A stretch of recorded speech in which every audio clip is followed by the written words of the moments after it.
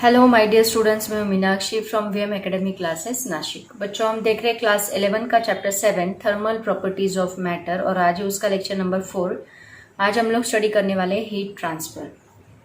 तो बच्चों, इससे रिलेटेड टॉपिक जो कोरोना की वजह से जो डिलीटेड सिलेबस है वो मैं नहीं पढ़ा रही, जितना सिलेबस उन्होंने रखा है उतना ही ले रहे। तो उसके हिसाब से आज लेक्चर नंबर 4 में हमारा हीट ट्रांसफर है और उसके जो रिमेनिंग टॉपिक्स है जो मैंने नहीं पढ़ाए वो भी मैं आपको बाद में अपलोड कर दूंगी। ठीक है, तो आज स्टार्ट करते हैं हीट ट्रांसफर।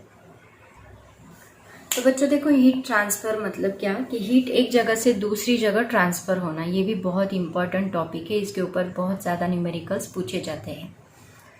मतलब थर्मल प्रॉपर्टीज का सबसे इंपॉर्टेंट टॉपिक बोला तो भी चलेगा। हीट ट्रांसफर मतलब क्या, देखो हम लोग अर्थ पे रहते हैं, मान लो ये अर्थ है, हम लोग अर्थ पे रहते हैं लेकिन हमें हीट एक्सपीरियंस्ड होती है, हीट महसूस होती है। वो हीट कहाँ से आती है जो हमें अर्थ पे महसूस होती है? तो सबका आंसर रहेगा कि मैम वो हीट कहाँ से आ रही है? सन की तरफ से आ रही है। तो मेरा क्वेश्चन ये रहेगा कि हीट सन की तरफ से कैसे आ रही है? तो ये हीट सन की तरफ से एक वेव के फॉर्म में ट्रैवल करती है जिनको हम बोलते हैं इलेक्ट्रोमैग्नेटिक वेव्स। और ये इलेक्ट्रोमैग्नेटिक वेव्स अर्थ के ऊपर आती है कुछ इस प्रकार। ये इलेक्ट्रोमैग्नेटिक वेव्स जब अर्थ के ऊपर आती है तो ये अर्थ भी पूरी हीट होती है और हमें हीट एक्सपीरियंस होती है। मतलब यहाँ पे हीट कैसे ट्रांसफर हो रही है? From sun to earth through electromagnetic waves, by using electromagnetic waves. तो ऐसी हीट बहुत जगह पे ट्रांसफ़र होती है from one body to another body. जैसे कि मैंने आपको चाय का एग्जांपल दिया था लास्ट वीडियो में कि चाय हम लोग रूम में रखते हैं, तो रूम में रखने के बाद क्या होता है, वो रूम से वो चाय की जो हीट है वो रूम में ट्रैवल करती है, राइट ना? तो इसका मतलब यहाँ पे भी हीट एक्सचेंज हो रही है from this tea to the surrounding. Similarly यहाँ पे भी हीट एक्सचेंज हो रही है। या फिर गैस के ऊपर मान लो हमने कोई पॉट रखा है, ये गैस है, गैस के ऊपर हमने कोई पॉट रखा है, तो ये पॉट में क्या होता है, ये गैस हीट अप्लाई करता है इस पॉट को, तो ये गैस से हीट कहाँ जा रही है? इस पॉट की तरफ जा रही है, तो ये पॉट भी हीट हो जाता है। इसका मतलब यहाँ पे भी हीट ट्रांसफर हो रही है। या फिर इस पॉट में हमने पानी गर्म करने के लिए रखा है, तो ये पानी में देखो ऐसे बबल्स ऊपर आते हुए हमें दिखाई देते हैं। इसका मतलब यहाँ पे भी हीट ट्रांसफर हो रही है और पहले नीचे का लेवल गर्म होगा, फिर धीरे धीरे धीरे धीरे ऊपर तक पानी गर्म होते जाएगा। इसका मतलब हीट ट्रांसफर हो रही है। इनिशियली ये पूरा पार्ट अगर आप इस पतीले को हाथ लगा के देखोगे तो यहाँ पे हमें ठंडा लगता है, यहाँ पे गर्म लगता है इनिशियली। बाद में पूरा पॉट हॉट होता है, लेकिन इनिशियली क्या होता है, यहाँ पे ठंडा और यहाँ पे गर्म। मतलब पहले ये पार्ट हीट हुआ, फिर हीट ट्रांसफर होते होते होते होते होते यहाँ तक गई। इसका मतलब यहाँ पे हीट ट्रांसफर हो रही है। तो क्या हर जगह जैसे यहाँ इलेक्ट्रोमैग्नेटिक वेव्स का यूज करके हीट ट्रांसफर हुई, तो क्या हर जगह हीट वैसे ही ट्रांसफर होगी? तो नो। हीट सॉलिड में अलग तरीके से ट्रांसफर होती है, लिक्विड में उसका ट्रांसफर होने का मोड अलग है, एंड गैसेस में उसका ट्रांसफर होने का मोड अलग है। तो ये 3 मोड जो है वो हम लोग आज स्टडी करने वाले हैं। ओके, तो बात करते हैं कि हीट ट्रांसफर के कितने मोड्स होते हैं। तो बच्चों, हीट ट्रांसफर के 3 मोड्स होते हैं। सबसे पहला मोड जो है उसको कहा जाता है कंडक्शन। क्या कहा जाता है? कंडक्शन, जो बहुत ही इंपॉर्टेंट है। दूसरा मोड जो है उसको कहा जाता है कन्वेक्शन, और इसके एप्लीकेशंस भी बहुत है। एंड तीसरा जो मोड है उसको कहा जाता है रेडिएशन। ऐसे 3 वे से हीट ट्रांसफर की जाती है। कंडक्शन का मतलब क्या, देखो मैं एग्जांपल देके बताती हूँ आपको। मान लो एक रॉड मैंने आपको हाथ में दिया, ओके। इस रॉड को हम लोग हीट अप्लाई करें। मैंने बोला इसके 4 पार्ट बनाओ, P, Q, R and S। ये P, Q, R and S 4 part बनाए और हमने क्या किया, इस एक पार्ट को हीट अप्लाई की। इसको बर्नर लगाया कुछ ऐसे प्रकार और इसको हीट अप्लाई की। हीट अप्लाई करने के बाद क्या होगा, देखो पहले यहाँ के जो मॉलिक्यूल्स है वो हीट होंगे। ये मॉलिक्यूल क्या करेंगे, उनको एनर्जी मिली तो वाइब्रेट होंगे, उनकी एनर्जी वो इसको ट्रांसफर करेंगे। मतलब पहले P पार्ट हीट हुआ, उसके बाद वो किसको ट्रांसफर हुआ, Q को। Q क्या करेगा, R को हीट ट्रांसफर करेगा, R क्या करेगा, S को हीट ट्रांसफर करेगा। मतलब यहाँ हीट कैसे ट्रांसफर हुई, molecule two molecule, molecule two molecule, molecule two molecule, molecule two molecule. यहाँ पे मॉलिक्यूल्स की एक्चुअल मूवमेंट हुई क्या, माइग्रेशन हुआ क्या, माइग्रेशन मतलब ये पार्ट हीट होने के बाद पी पार्ट उठ के यहाँ पे आ गया क्या, नहीं, पी पार्ट वही का वही है, मॉलिक्यूल अपनी जगह से नहीं हिले लेकिन उनकी हीट उन्होंने ट्रांसफर कर दी।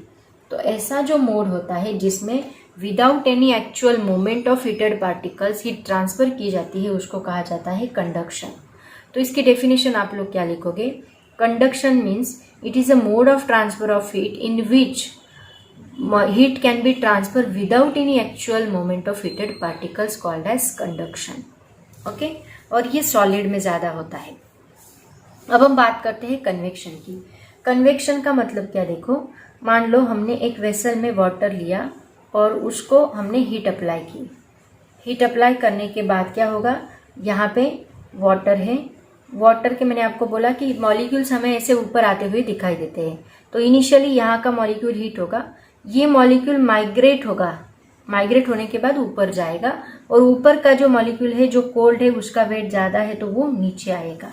ओके, इसका मतलब देखो यहाँ पे हम क्या ऑब्जर्व करें, यहाँ नीचे के मॉलिक्यूल ऊपर जा रहे जो हीटेड होने के बाद और ऊपर के मॉलिक्यूल नीचे आ रहे हीट होने के लिए। ठीक है, इसका मतलब यहाँ पे जैसे मॉलिक्यूल माइग्रेट नहीं हुए थे, उन्होंने बस हीट ट्रांसफर की थी, बट यहाँ पे एक्चुअल माइग्रेशन हो रहा है। यहाँ के पार्टिकल हीट ट्रांसफर कैसे कर रहे हैं, वो ऊपर जा रहे, माइग्रेट हो रहे, अपनी जगह से हिल रहे, मूवमेंट कर रहे। तो ऐसा जो मोड होता है उसको हम बोलते हैं कन्वेक्शन। इसका मतलब in this mode heat transfer from one place to another place या फिर from one part to another part with actual movement of heated particles. यहाँ without actual movement, definition same है, यहाँ विदाउट एक्चुअल मूवमेंट, यहाँ with actual movement of heated particle heat can be transfer. And तीसरा देखते हैं radiation, जिसमें हमें electromagnetic waves का यूज करना है, जो मैंने आपको अर्थ एंड सन का एग्जाम्पल दिया। तो ये अर्थ है, ये सन है, अर्थ टू सन हीट कैसे ट्रांसफर हो रही है, through electromagnetic waves without intervening the medium. जो इसके अंदर मीडियम है उसको इंटरवेन ना करते हुए, intervening the medium, heat transfer हो रही है from one place to another place. या फिर इसको सिंपली आप ऐसे बोलो, in this mode heat transfer from one place to another place through electromagnetic waves, ये उसका मीनिंग है। ठीक है, इसको कहा जाता है रेडिएशन। तो ये देखो, ये गैसेस में हो रहा है रेडिएशन, ये लिक्विड में हो रहा है, ये सॉलिड में हो रहा है। सबसे ज़्यादा हमें इसमें दिखाई देगा, और भी इसको डिटेल में हम लोग स्टडी करेंगे, लेकिन इसको वन बाय वन पहले स्टडी करते हैं। सबसे पहले हम देखेंगे कंडक्शन। कंडक्शन से रिलेटेड सभी टॉपिक्स मैं आपको पढ़ाने वाली हूँ। इसमें कुछ लॉज है वो भी हम लोग देखेंगे, इसमें थर्मल कंडक्टिविटी क्या होता है वो भी बहुत डिटेल में ये टॉपिक आपको दिया है कंडक्शन। तो पहले हम लोग कंडक्शन पढ़ते हैं, then one by one convection, radiation पढ़ेंगे। तो बच्चों, आपको क्वेश्चन पूछा जाता है define conduction, state conditions for conduction of heat. तो ऑलरेडी मैंने आपको बोला कि इसकी डेफिनेशन क्या है, the process by which heat flows from the hot end to the cold end. जैसे कि P टू S, P क्या था, हॉट एंड था, S आपका कोल्ड एंड था, या फिर one part to another part भी आप लोग सिंपली बोल सकते हैं, of a solid body without any net bodily movement of the particles of the body, without any movement of the particles of the body ऐसे लिखा तो भी चलेगा। इसकी दो कंडीशंस होती है। पहली condition, the point should be at different temperatures. अगर आपका P पार्ट और S पार्ट दोनों सेम टेम्परेचर पे होता तो हीट ट्रांसफर नहीं होती, वहाँ पे टेम्परेचर डिफरेंस होना ज़रूरी है। एक का टेम्परेचर लो, एक का टेम्परेचर हाई होना ही चाहिए, तभी हीट ट्रांसफर हो सकती है। एंड सेकेंड है, there should be a medium between the two points. Medium होना ज़रूरी है, मतलब सॉलिड, जैसे कि यहाँ पे रॉड हमने लिया था तो कॉपर, एल्यूमिनियम, कुछ भी मीडियम हो सकता है। इसकी जगह पे अगर आपने कोई भी मीडियम नहीं रखा, वैक्यूम रखा, तो यहाँ पे पार्टिकल थ्रू वाइब्रेशन होके हीट ट्रांसफर नहीं होगी। तो यहाँ मीडियम होना ज़रूरी है। ठीक है, तो ये दो कंडीशंस यहाँ पे नेसेसरी है, ऐसा क्वेश्चन आपको पूछा जाता है। उसके बाद नेक्स्ट पॉइंट देखते हैं बच्चों हम लोग, good conductor and bad conductor क्या होता है। सो पहले देखते हैं गुड कंडक्टर। आप सबको पता है गुड कंडक्टर, हमने इलेक्ट्रिसिटी में भी देखा था गुड कंडक्टर, गुड कंडक्टर्स। तो जो सब्सटेंस होते हैं जो हीट ट्रांसफर को अलो करते हैं उनको हम कहते हैं गुड कंडक्टर्स। तो इसकी डेफिनेशन देखो क्या लिखेंगे। तो बच्चों, इसकी डेफिनेशन देखो क्या है, the substance which conducts heat easily are called good conductors. Example है all metals are good conductor just like the steel, silver, aluminium etcetera. जितने भी मेटल्स है सभी गुड कंडक्टर्स है, मतलब जो हीट ट्रांसफर करते हैं इजीली, उनको कहा जाता है गुड कंडक्टर्स। और ऐसे ही क्या होते हैं, बैड कंडक्टर्स होते हैं जो हीट ट्रांसफर नहीं करते। आपको ऑलरेडी ये डेफिनेशंस पता है, आप लोगों ने 9th-10th में भी स्टडी की है। तो बैड कंडक्टर की डेफिनेशन यही बस इसके अपोजिट रहेगी, मतलब which do not conduct heat easily, the substance which do not conducts, इनको इंसुलेटर भी कहा जाता है, insulator, which do not conducts heat easily called as bad conductor। Okay, देखो एग्जाम्पल, इसकी डेफिनेशन ये है, उसके बाद उसका एग्जाम्पल देखो क्या क्या आते हैं इसमें। ग्लास आता है, वुड, एयर, पेपर, ये उसके एग्जाम्पल है ना, एट्सेट्रा। तो ग्लास देखो बच्चों, अगर हमने गर्म, मान लो बहुत गर्म पानी आपने ग्लास में पुट किया, मतलब ग्लास का कोई वेसल है उसमें आपने गर्म पानी, तो उसको क्रैक जाता है। क्यों जाता है क्रैक? क्योंकि ये गुड कंडक्टर नहीं है, ये बैड कंडक्टर है। तो उसका जो इनर लेयर है उसको हीट लगने के बाद उसके मॉलिक्यूल वाइब्रेट होना स्टार्ट करते हैं, और जैसे ही वो वाइब्रेट होंगे उसका आउटर लेयर उसको हीट ट्रांसफर नहीं होने देगा, तो उसकी वजह से उसको क्रैक जाएगा। क्योंकि वो हीट ट्रांसफर नहीं करता है इसलिए उसको क्रैक जाता है। ग्लास, वुड, एयर, पेपर, ये उसके एग्जाम्पल्स है, ठीक है। लेकिन इसमें जो माइका है, एग्जाम्पल माइका, ये एक सब्सटेंस है, ये जो है ये इलेक्ट्रिसिटी का बैड कंडक्टर होता है। इलेक्ट्रिसिटी के लिए ये क्या है, बैड कंडक्टर है। एंड जो हीट के लिए ये गुड कंडक्टर है, इसलिए इसको आयन में यूज किया जाता है।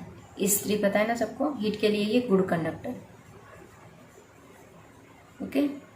It is a bad conductor of electricity and good conductor of heat. तो आयन में हम इलेक्ट्रिसिटी का भी यूज करते हैं, तो वो उसको हीट को ट्रांसफर, इलेक्ट्रिसिटी को ट्रांसफर नहीं करेगा लेकिन हीट ट्रांसफर करेगा। गुड कंडक्टर होता है हीट के लिए, इसलिए सबसे ज्यादा यूज उसका आयन में होता है, इलेक्ट्रिक आयन में, ओके। तो ये है good conductor and bad conductor. अब यहाँ पे क्वेश्चन अराइज ये होता है कि मेटल गुड कंडक्टर क्यों है एंड ये बैड कंडक्टर क्यों है। इसमें ये गुड कंडक्टर क्यों होते हैं मेटल्स, क्योंकि इसमें फ्री इलेक्ट्रॉन्स ज्यादा होते हैं, है ना। तो फ्री इलेक्ट्रॉन्स क्या करेंगे, हीट इजीली ट्रांसफर करेंगे, क्योंकि वो मूव होते हैं इधर उधर, तो वो हीट को ट्रांसफर कर सकते हैं। बट इसमें फ्री इलेक्ट्रॉन्स नहीं होते, free electrons are not present, absent, okay. उसकी वजह से यहाँ पे हीट ट्रांसफर नहीं होती। जैसे इलेक्ट्रिसिटी का होता है सेम वैसे ही यहाँ पे हीट का होता है, ठीक है। तो ये था good conductor and bad conductor. कभी कभी इसकी डेफिनेशन भी पूछी जाती है, गिव रीजन पूछा जाता है कि ये मेटल गुड कंडक्टर क्यों है, because the free electrons are present in a good conductor which can conduct the heat easily. Bad conductor क्यों नहीं है, क्योंकि उसमें फ्री इलेक्ट्रॉन्स नहीं होते, उसकी वजह से वो हीट को ट्रांसफर नहीं कर सकते। ऐसे आप लोग लिख सकते हैं, मतलब थेरोटिकल पार्ट है वो तो आप लोग कंप्लीट कर लोगे, पढ़ के भी आपको समझ में आएगा। नेक्स्ट पॉइंट है बच्चों थर्मल कंडक्टिविटी। एक्चुअली इसका लॉ भी है, वो हम बाद में देखेंगे, बट फिलहाल इसका डेफिनेशन देखो क्या है। It is a measure of the ability of the solid to conduct heat through heat. मतलब सॉलिड उसके अंदर से कितनी हीट कंडक्ट कर सकता है उसको मेजर करना, किसका यूज करके, बाय यूजिंग थर्मल कंडक्टिविटी का यूज करके वो कितनी हीट फ्लो कर रहा है उसको हम मेजर कर सकते हैं। फिजिक्स में देखो, फिजिक्स में हर एक चीज को हम लोग मेजर कर सकते हैं, उसके हर एक चीज के साइंटिस्ट लोगों ने फॉर्मूले बनाए।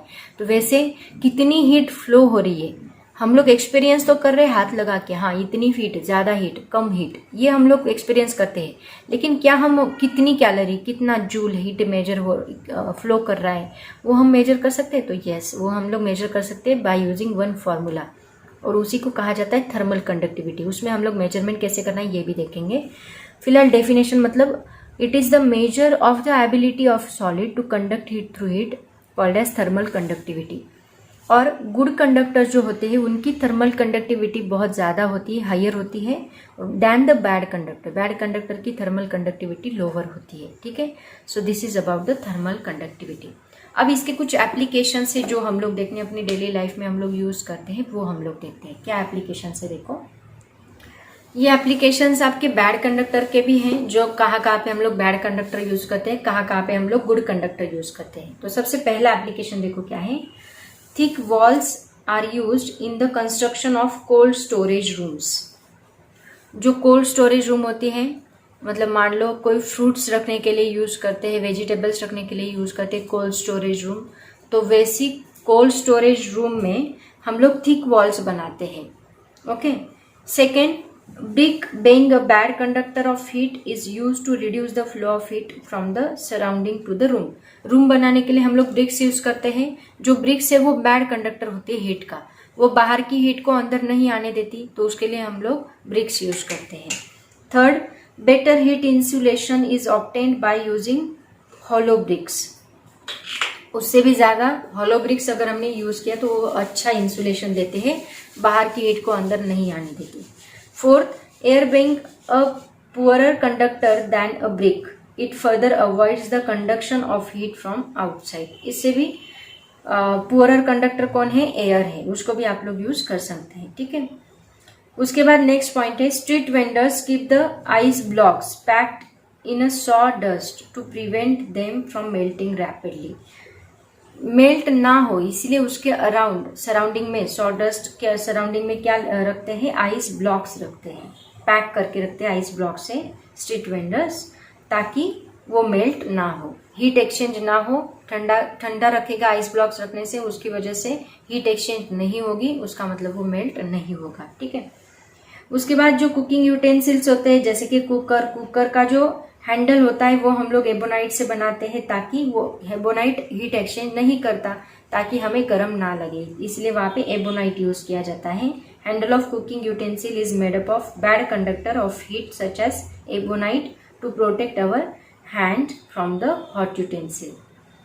देन जैसे कि हम लोग एक बेडशीट लेंगे, बेडशीट से ज्यादा हमारी बॉडी की जो हीट है वो एक्सचेंज, एक बेडशीट के बजाय 2 बेडशीट से हीट एक्सचेंज नहीं होगी। अगर हमने सिंगल बेडशीट लिया तो हीट जल्दी एक्सचेंज होगी बॉडी की हीट सराउंडिंग में, लेकिन अगर 2 बेडशीट लिए तो उससे हमारी हीट एक्सचेंज नहीं होगी। तो ये भी इसका एग्जाम्पल है। ठीक है। तो ऐसे बहुत सारे एप्लीकेशन है थर्मल कंडक्टिविटी के। इसके कोई भी 4 एप्लीकेशन आप करके रखो जो आपको ईजी लगेंगे, एग्जाम में पूछे जाते हैं।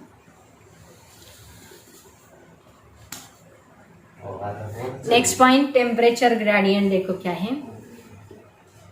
This one is the rod. Okay. मान लो इनिशियली रॉड का टेम्परेचर, ये हॉट एंड है एंड ये कोल्ड एंड है, तो यहाँ का टेम्परेचर मान लो T1 है, यहाँ का टेम्परेचर T2 है, तो हीट कहाँ से कहाँ फ्लो होगी, इस डायरेक्शन से इस डायरेक्शन में हीट फ्लो होगी। मान लो इसका टोटल डिस्टेंस x है, तो कितनी हीट चेंज हुई, कितने अमाउंट में टेम्परेचर चेंज हुआ, उसको हम बोलते हैं temperature gradient per unit distance. मतलब देखो, temperature gradient is defined as the change in temperature, मतलब T1 minus T2 per unit distance. ये टोटल डिस्टेंस के लिए इतनी हीट चेंज हुई, लेकिन मान लो इसको स्मॉल पार्ट में हमने डिवाइड किया, तो एक पार्ट के लिए कितनी हीट चेंज हुई, इसको कहा जाता है टेम्परेचर ग्रेडियंट। तो इसको डिफाइन कैसे करोगे, it is defined as the fall of temperature. इसको फॉल ऑफ टेम्परेचर कम हो रहा है इसलिए फॉल ऑफ टेम्परेचर बोलेंगे। यहाँ पे हीट ज्यादा है, टेम्परेचर ज्यादा है, यहाँ पे हीट कम है, टेम्परेचर फॉल होगा। Fall of temperature with a distance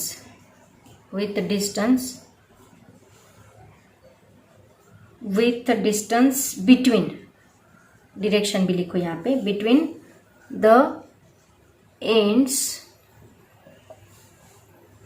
of the rod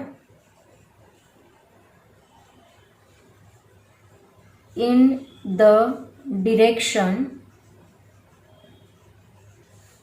of flow of heat, इस डायरेक्शन में, इसलिए डायरेक्शन दिखाइए। आप लोग ऐसे नहीं जा सकते, इस डायरेक्शन में। इसको कहा जाता है temperature gradient. This is the definition of temperature gradient. ठीक है। और इसका फॉर्मूला क्या लिखोगे, temperature gradient is equal to T1 minus T2 upon x।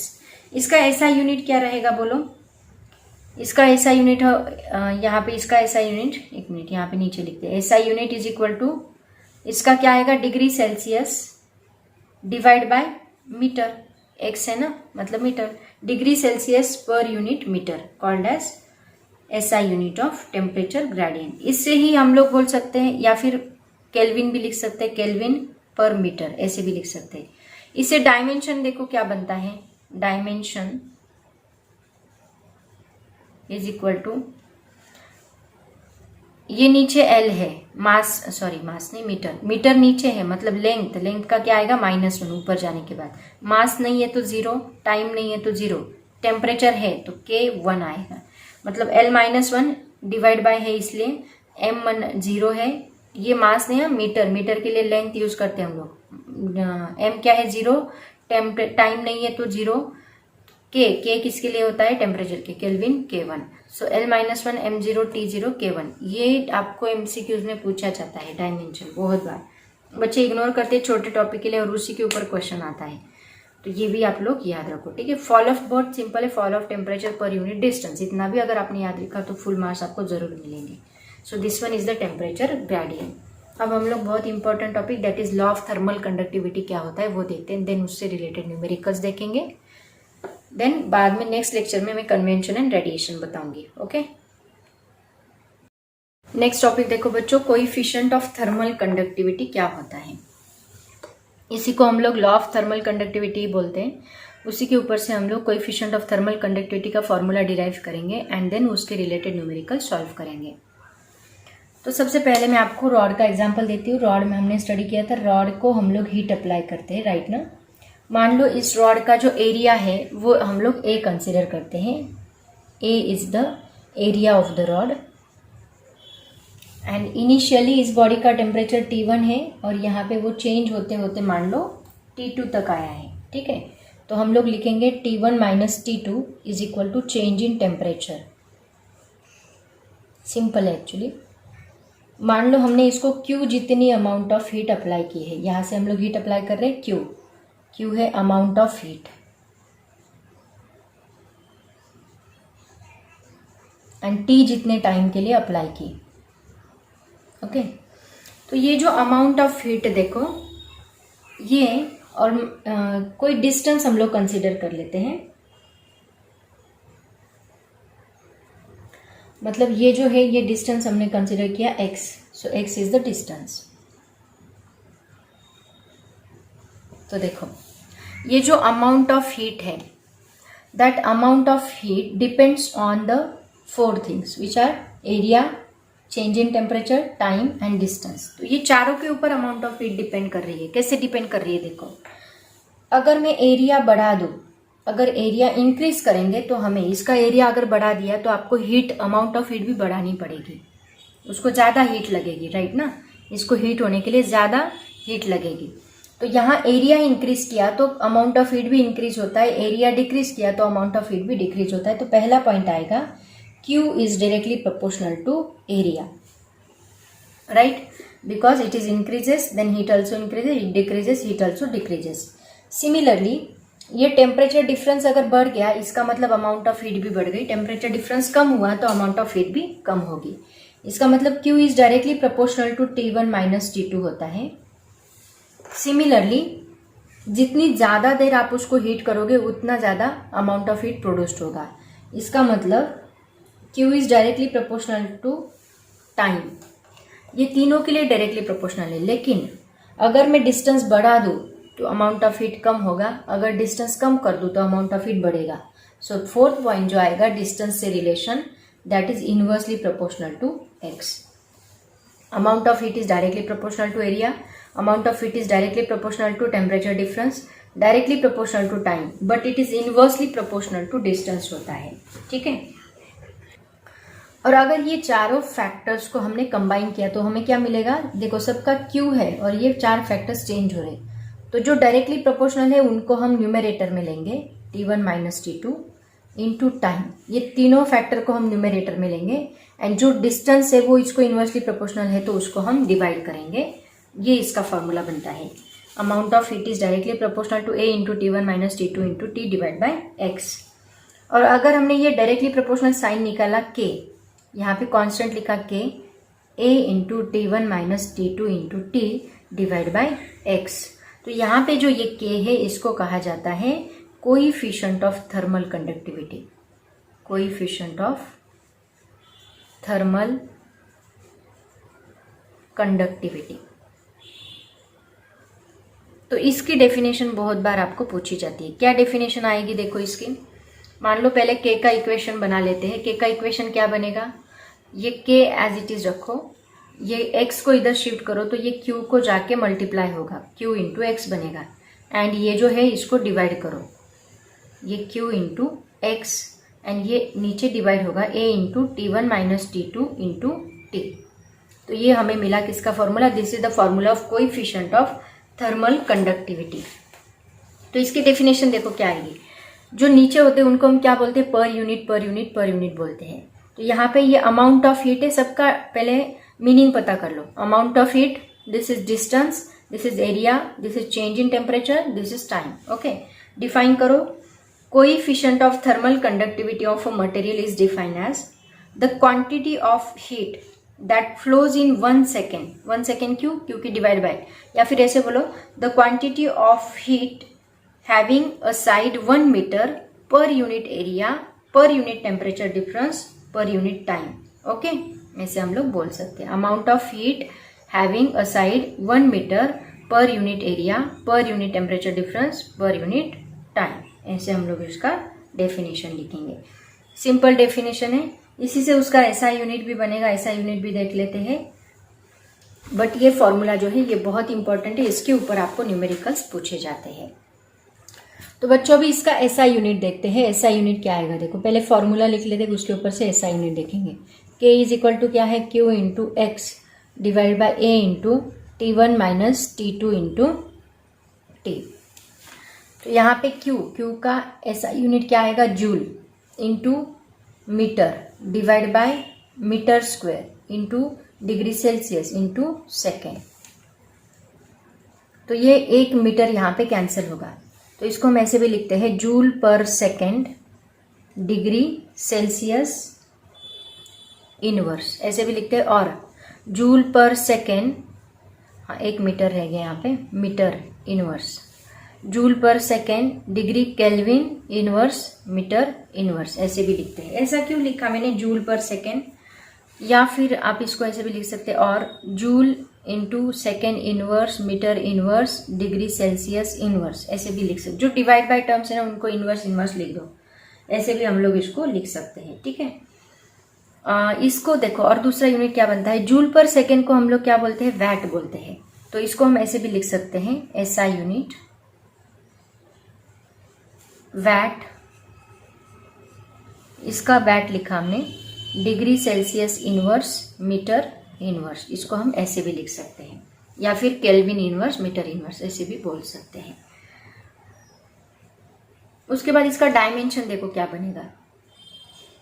इसका डायमेंशन होता है, इसको बहुत बार पूछा जाता है, डायमेंशन ऑफ के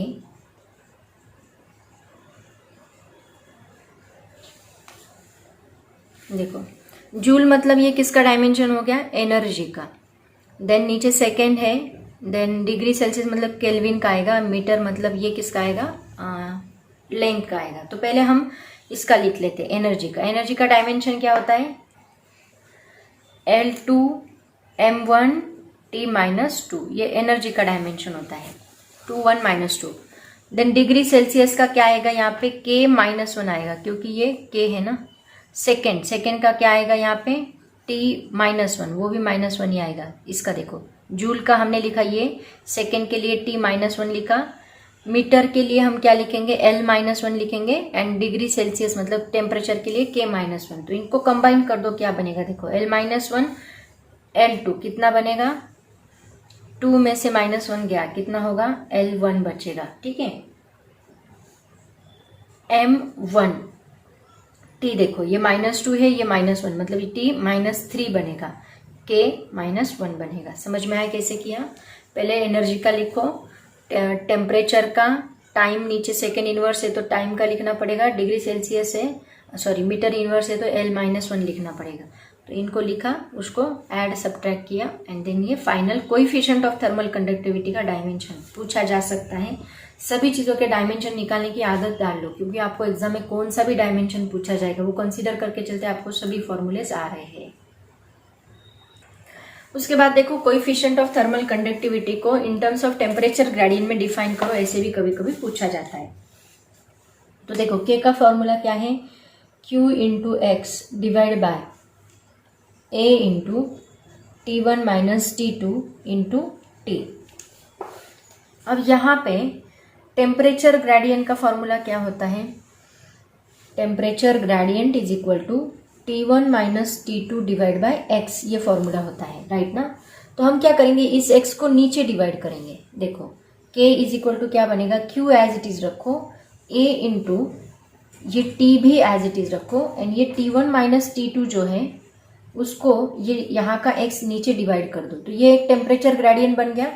तो ये देखो, ये होगा Q, ये होगा A, ये होगा T एंड इसको हम बोल सकते हैं टेम्परेचर ग्रेडियंट।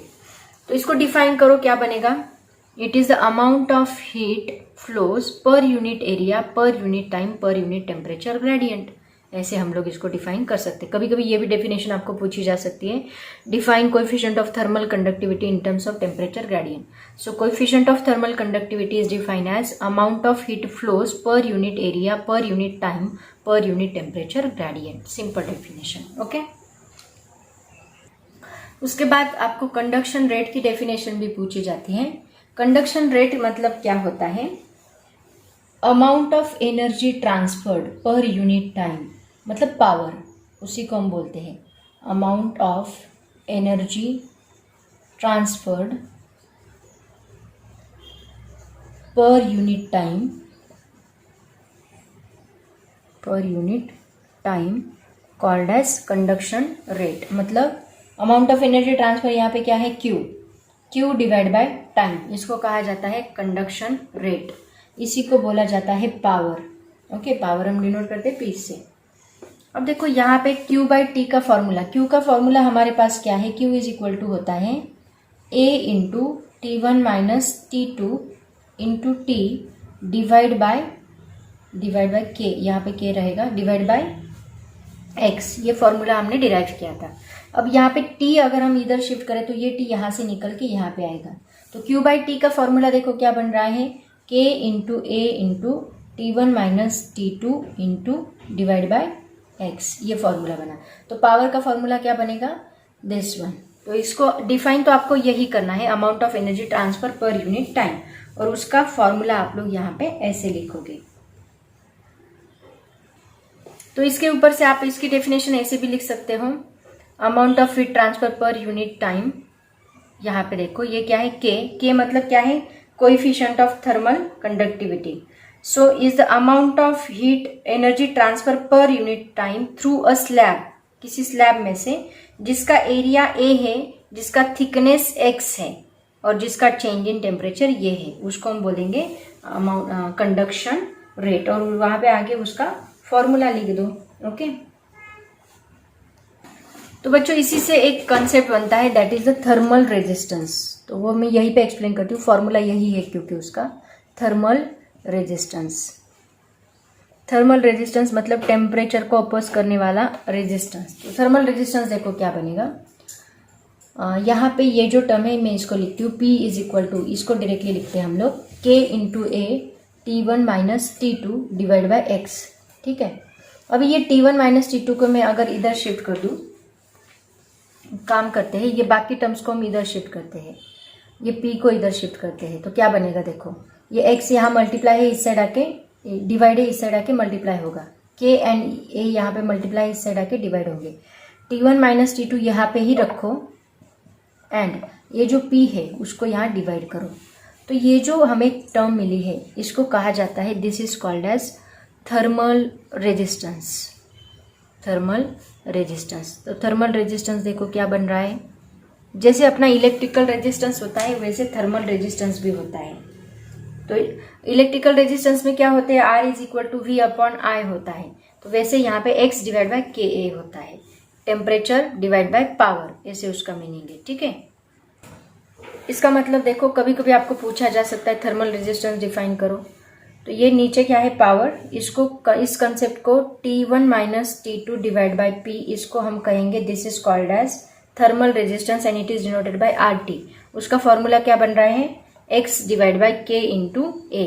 X क्या है यहाँ पे थिकनेस, K क्या है coefficient of thermal conductivity, A क्या है एरिया।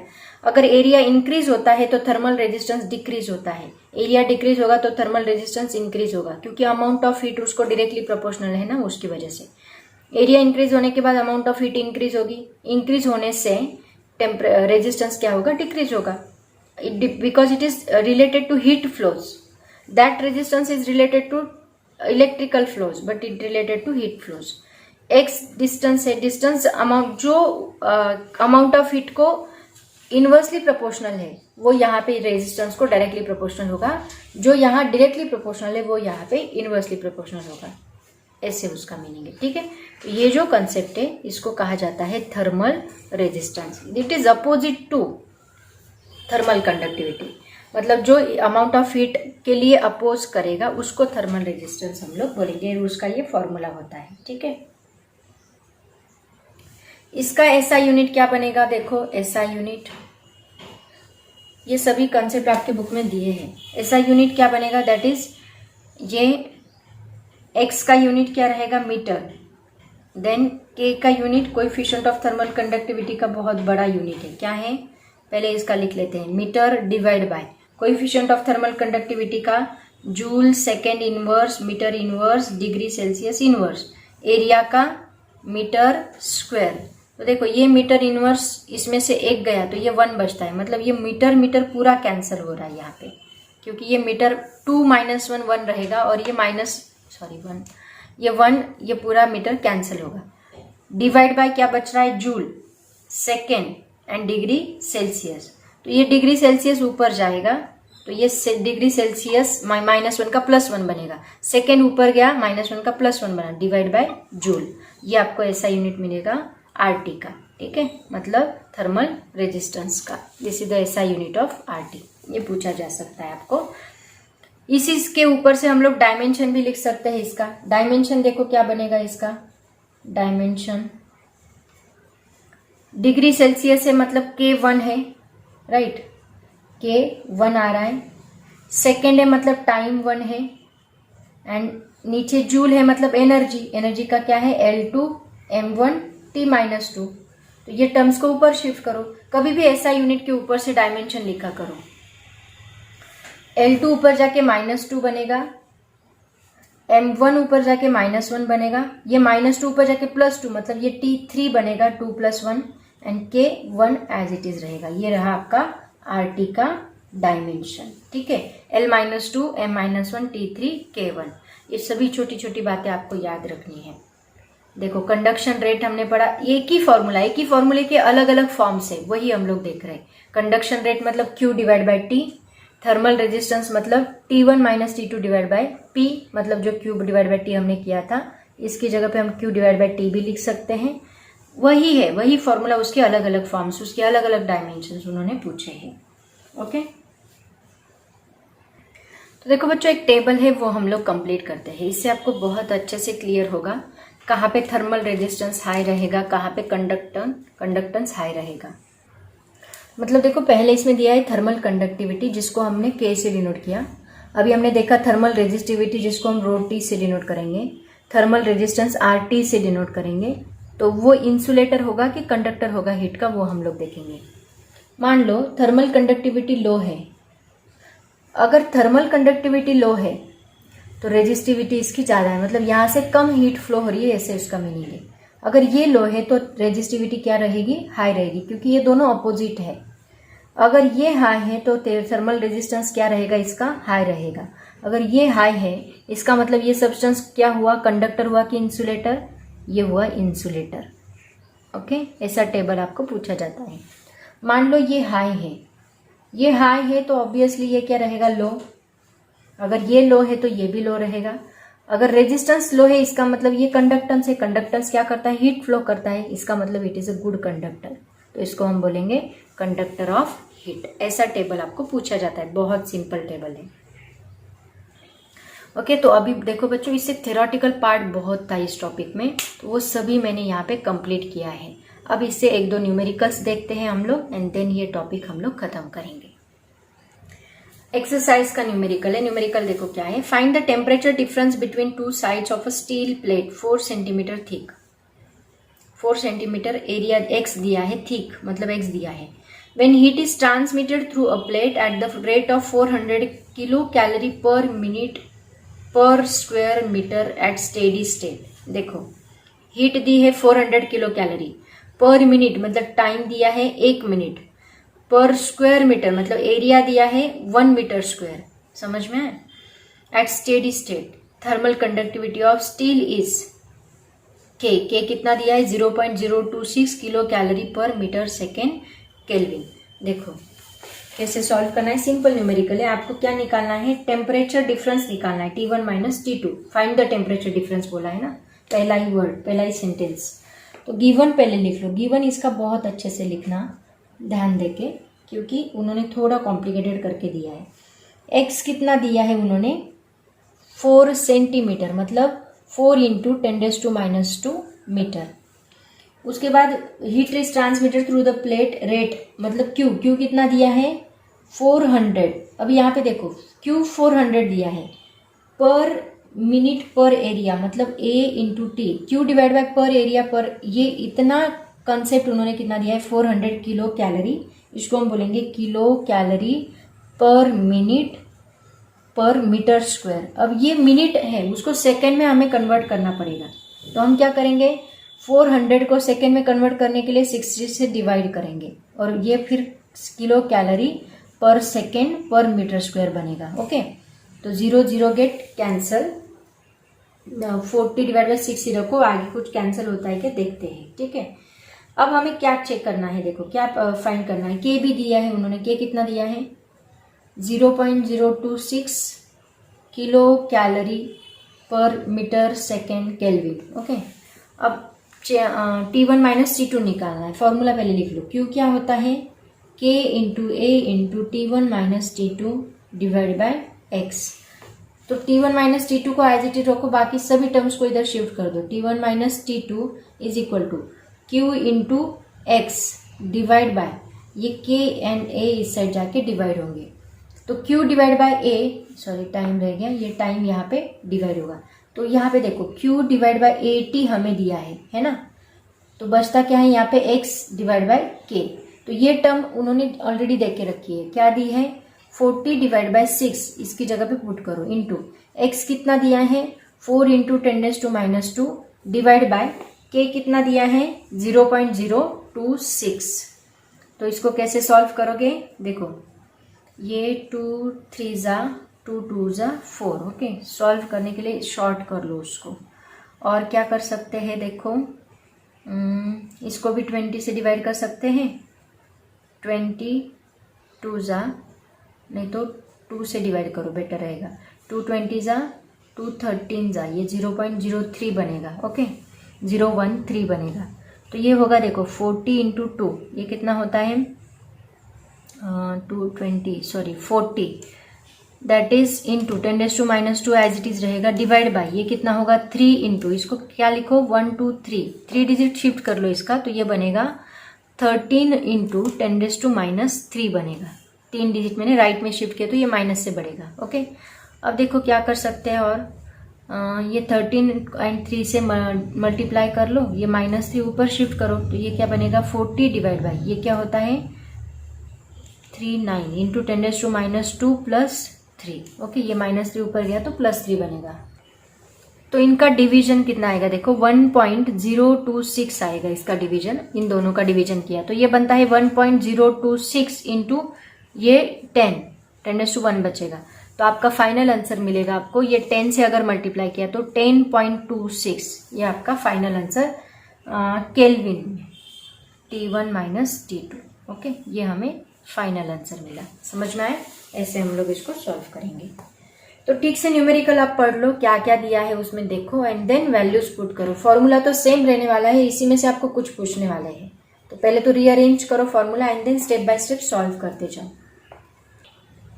नेक्स्ट क्वेश्चन देखो क्या है, the rate of flow of heat through a copper rod with temperature difference 30 degree Celsius is 1500 calorie per second. Find the thermal resistance of copper rod. यहाँ पे thermal resistance पूछा है उन्होंने, तो देखो कैसे फाइंड करेंगे. सबसे पहले जो जो दिया है वो लिख लो. टेम्परेचर डिफरेंस दिया है उन्होंने डेल्टा टी, कितना 30 डिग्री सेल्सियस. टेम्परेचर डिफरेंस मतलब ये हम बोलेंगे T1 minus T2. Then power बोली है 1500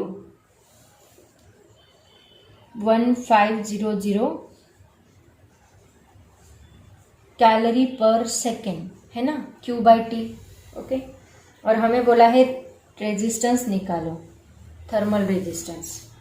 तो फॉर्मूला क्या है हमारे पास, RT is equal to T1 minus T2 divide by power, that is equal to T1 minus T2 कितना है 30 डिवाइड बाय 1500. 0 गेट कैंसल, 3 5 जा 50, 1 डिवाइड बाय 50, तो ये बनेगा 0.02 राइट. डिग्री सेल्सियस पर सेकेंड, नहीं डिग्री सेल्सियस सेकेंड पर कैलोरी, ऐसा उसका यूनिट आता है राइट. आया समझ में. तो बच्चों ये था न्यूमेरिकल. अभी इस चैप्टर का लास्ट टॉपिक बचा है, that is the Newton's law of cooling.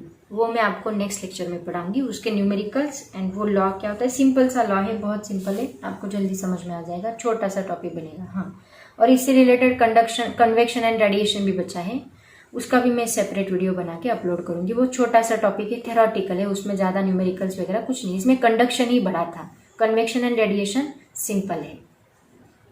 तो बच्चों आज हम यहीं पे रुकते हैं. ऑल द वेरी बेस्ट, पढ़ाई करते रहो. Thank you so much and bye bye.